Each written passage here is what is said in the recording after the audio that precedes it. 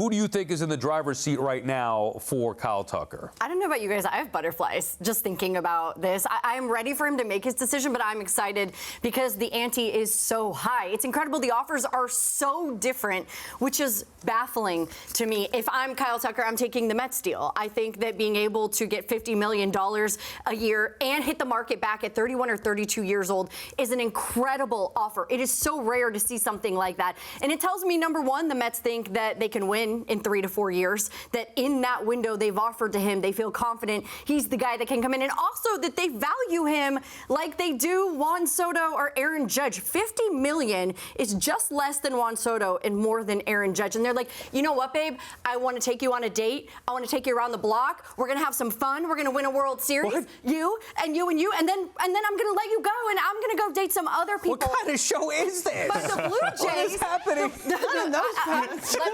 Let me. In those pants? Oh, Okay. Mine right. are great, though. I'm going to land the plane. But with the Blue Jays and what they've done, I don't like a 10-year offer for almost anybody. But they're saying, we want to offer you stability, long-term success. We want you to be here. We want our fans to know that you're going to be here. It's just wild to me. I don't know how you guys feel that there's such different offers. But again, if I am Kyle Tucker, I'm taking the Mets deal, and I'm running with that money. Yeah, so I love your analogy, but I'm going to take it a step further and go with what Toronto's actually proposing. They're letting Kyle Tucker buy a home. 10 years, 9 years, whatever it ends up being, buy a home, lay down some roots in Toronto. Mets are saying, all right, let's have some fun for a couple of years. You can pay some rent, and then maybe you're out the door. Right. I think it's really appealing for a guy in Kyle Tucker who's a little bit low-key.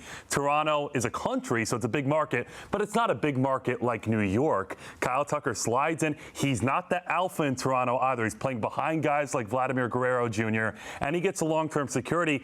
You never have to test the free agent market again. You have a nice backyard, you have a pool, you have a dog, you have a basement, you have a wife, you have a family. This is what Toronto's proposing. Now, it's very intriguing to go $50 million annually. I'm kind of thinking twice, which is why I think it's 6 o'clock and we don't have news yet. Kyle Tucker's thinking twice about the Mets offer, but ultimately he might prefer that long-term stability and that home in Toronto. Yeah, Danny, you mentioned how rare it is to, make $50 million a year and still get to hit free agency again in your early 30s, and that is pretty rare. But it's also incredibly rare to just hit free agency at all when you're still in your 20s. Kyle Tucker will be 29 in just a couple days.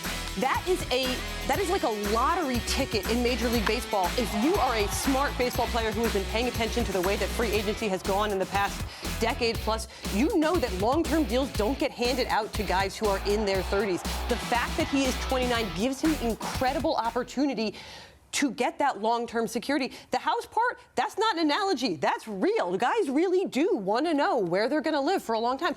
Getting to free agency is such an incredible achievement. Getting to choose where you will play the rest of your career when you are in free agency at an age when teams are still willing to give you those long-term deals, to me, that is the rarer thing for a player to get, which is just the option to make one decision for the rest of your career and get to do it on a pretty high AAV still because you're still under 30. I mean, $200 million over the course of 4 years. You could buy multiple houses wherever you want, nestle in whenever need be, and then you hit the market again on your own terms. I mean, you're getting $50 million up front per year. I like that. Also betting on yourself and then hitting the free agent market again, where I guarantee he'd be getting. Now, we don't know the exact parameters of the Toronto deal, but he could maximize his income in those 10 years versus just, all right, I'll go to Toronto for the 10 years. Again, we'll see what happens.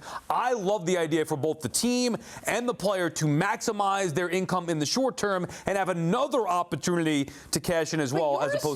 You're assuming that sort of whatever Toronto would be willing to pay him, let's say they offered him a 10-year deal, and that they would give him the same sort of back 6 years, 4 years from now that they would now. And that's what's not true. That's the point that I'm making, is that I think guys are a little bit cautious of hitting free agency in any form in their 30s, because what if he starts to show any signs of sort of age decline? Well, he kind of has in the outfield. That's what I mean. Suddenly teams are, I don't know that I would want to give him 6 years. So now, but he would already have had $200 million over 4 years. I mean, think about it. So what's Toronto going to give him? They're not going to give him $400 million. If that's the difference, then okay, then that's double the offer. You would probably take that. But so you're saying Kyle Tucker has an amazing financial advisor and $200 million over 4 years. He's investing in himself and his future. He doesn't want want that long-term deal and never test the market again. Here's what I'm saying. $200 million over 4 years, you don't need to do anything else. You're good regardless of what happens, and it gives you an opportunity to maximize even more in a couple years. Hannah, you think the Mets would be better off with Kyle Tucker in 2026, or they should have kept Pete Alonso to make them better in 2026? I completely understand the sort of valuing Kyle Tucker as a player, as a production profile higher than you would Pete Alonso, because I'm about to cite some stats that you would never hear mentioned in a front office, things like RBIs and home runs. But when you're talking about just sort of, is this exact team, this exact lineup year over year, if we took out Pete Alonso but we put in Kyle Tucker and everybody else, well, they don't because they shipped some other guys out, but relatively the same around them, same Juan Soto, for instance. Last year, Kyle Tucker, 73 RBI, Pete Alonso, 126. To me, that means something. That's when you're talking about how Kyle Tucker, it's more that sort of slow, steady production. It's not necessarily the game-changing power. He has not ever hit 40 home runs. Maybe he could, but he hasn't shown it yet. Tucker has never hit more than 30 home runs in a season. Pete Alonso has never hit fewer than 34 in a full season. So honestly, I don't know that you're that much better, if at all better, with Kyle Tucker just 2026 comparing the two if you could sort of swap one for the other. And you're not in a great place if you don't get either of them. Right.